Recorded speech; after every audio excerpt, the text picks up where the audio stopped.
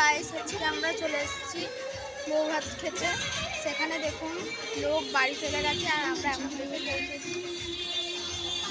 দেখুন এটা আমার দাদা, এই দাদারা সব কিছু করতে পারে, রান্না করতে পারে, পুজো দিতে পারে। এই দেখুন স্টল বসেছে।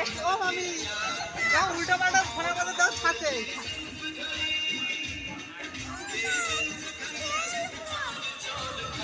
এই দেখুন আমাদের ইউটিউবার খেতে এসছে, খাওয়া হয়ে গেছে, এখন খাওয়া দাওয়ার পর আমরা চলে যাচ্ছি বাসে।